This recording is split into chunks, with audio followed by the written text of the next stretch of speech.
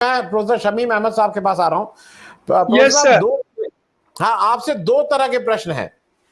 एक जी तो जो एक नया टर्म इजाद हुआ है, लाभार्थी, बेनिफिशियरी। अच्छा, जी ये मान लीजिए बेनिफिशियरी जो है, ये जी तो सरकार ने समझा कि भाई इनको इस लायक हैं तो उनको लाभार्थी बोला।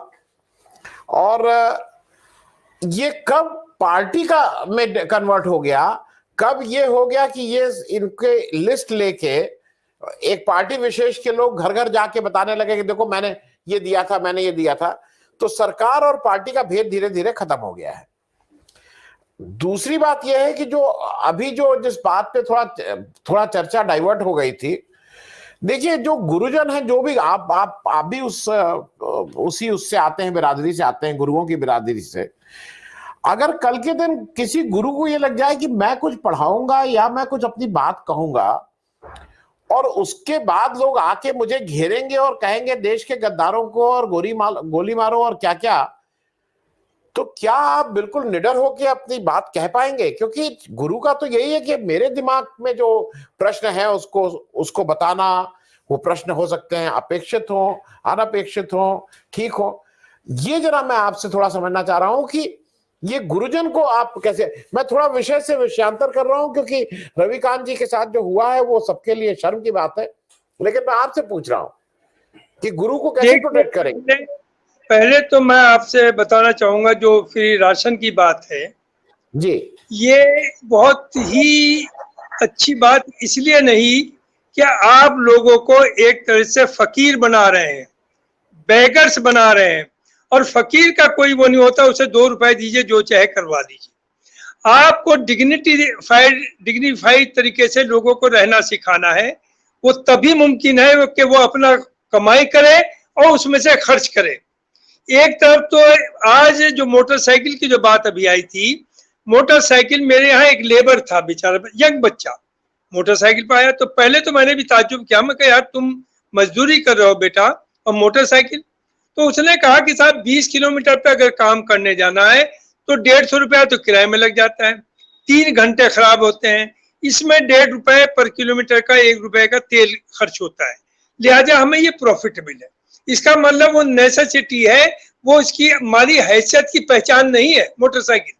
तो इन्होंने क्या किया, तो अगर आप किसी को नौकरी देंगे 10,000 की, वो 3,000 का राशन जो आप फ्री दे रहे हैं वो खरीदेगा और बाइज्जत तरीके से फख्र के साथ वो रहेगा कि मैंने अपनी कमाई से किया।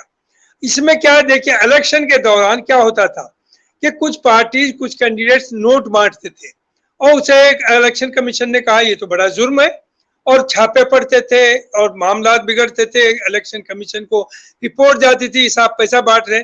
ये क्या हो रहा है, ये जो फ्री राशन दिया जा रहा है, घर घर जाके आप कहते कि देखो बेटा हमने आपको 1,000 रुपए नहीं दिए लेकिन 2-2 हजार का तो राशन दे दिया, लिहाजा आपको तो वोट देना है। और वो देता है क्योंकि उसे उम्मीद दी जाती है कि आगे भी देंगे हम। तो ये ब्राइबरी नहीं तो और क्या है। तो ये एक तरह से एक पॉलिटिकल एजेंडा है, ये गरीब की मदद नहीं है और उसकी डिग्निटी से आप खेल रहे हैं। आप उसे रोजगार दीजिए और फ्री मार्केट में ज्यादा ही करना तो उन्हें ऐसे कार्ड दीजिए जो रीजनेबल प्राइस पर उन्हें सामान मिल सके। अगर ओपन मार्केट में 20 रुपए है, आप उससे 10 रुपया ले लीजिए, लेकिन फ्री राशन आप देंगे कब तक?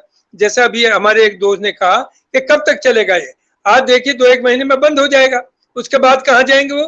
तो मेन चीज है रोजगार देना, उसे हेल्थ हेल्थ के चीजें प्रोवाइड करना, उसे एजुकेशन, क्वालिटी एजुकेशन देना। अब जाइए, आइए साहब टीचिंग के ऊपर जो आप फरमा रहे थे वो, अब मुश्किल ये हो गया, मैं भी बहुत सी चीजें फील करता हूँ।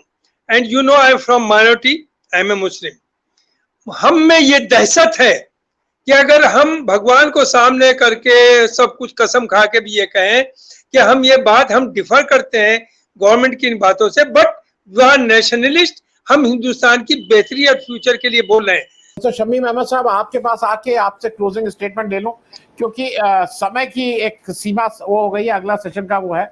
माफी के साथ बहुत संक्षेप में, बहुत ही छोटे में, मैं सिर्फ ये पूछ रहा हूं कि जो स्वास्थ्य सेवाएं हैं, जब 80 करोड़ के पास सरकार कह रही है कि खाने को नहीं मुफ्त राशन, तो स्वास्थ्य सेवाएं तो मालूम नहीं कितने लोगों के पास नहीं पहुंच रही होंगी।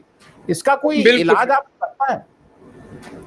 देखिए साहब, समाज सेवाएं क्या, टू बी वेरी ऑनेस्ट, हम लोग जो भी इस काम करते हैं, अच्छा हो या बुरा, उसकी नजर ये होती है इसका हमें पॉलिटिकली इंडायरेक्टली क्या फायदा है।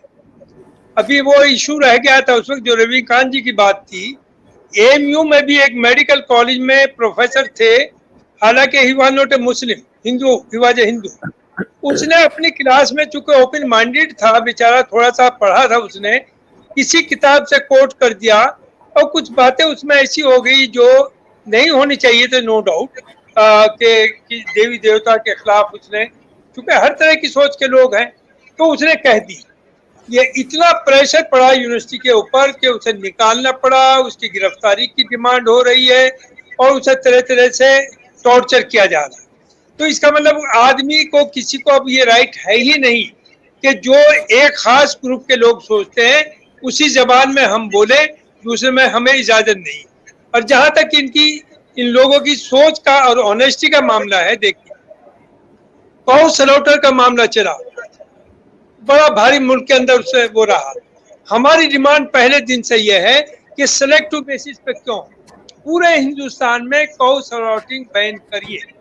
आपने नॉर्थ ईस्ट में जाकर के ये कहा, नॉर्थ ईस्ट के लोगों से ये कहा कि हम आपको एश्योर करते हैं हम बीफ की कमी नहीं होने देंगे। गोवा में आप अलाउ करते हैं, तो अगर आप ईमानदार हैं तो पूरे मुल्क के अंदर गौ कशी आपको बंद करना चाहिए, वो आप नहीं कर रहे हैं। अब लेटेस्ट जो है यूनिफॉर्म सिविल कोड, अब आपने क्या तरकीब की, uniform civil code state wise कर दिया। यूनिफॉर्म कैसे होगा? दूसरी चीज, आपको मालूम है कि हिंदूज में नॉर्थ इंडिया में पिछले 5 जन्म में अगर कोई रिश्तेदार रहा है, 5 पीढ़ी में, उसके यहाँ शादी नहीं हो सकती आपस में। जबकि साउथ में सबसे अच्छी शादी मामा की भांजी के साथ मानी जाती है। मैंने भी अटेंड की है, मेरे जानने वाले भी कई लोग हैं जिन्होंने कहा शमीम साहब ये मेरी बहन की बेटी है जो मेरी बीवी है। तो आप कौन सा सिविल कोड लाएंगे, कौन सा यूनिफॉर्म लाएंगे? और जब यूनिफॉर्म की बात है तो नेशनल लेवल पर एक लाइए, नेशनल लेवल पर लाइए। दूसरी चीज, जो प्रॉपर्टी का मामला है, टैक्स का मामला है, उसमें भी तो हमें बेनिफिट मिलेगा मुस्लिम्स को भी। तो ये इनका जहन क्या है, सिवाय डिवाइड करना, एक दूसरे से लड़ाना, इससे मुल्क नहीं तरक्की करेगा। देखिए हमारा मुल्क में डिफरेंट लैंग्वेजेस हैं, डिफरेंट कल्चर्स हैं, डिफरेंट रिलीजन है, तो our aim is unity in diversity, सबको मिलके चलना। कोई हमें ऐसी बात नहीं करना कि किसी को रिलीजियस हर्ट।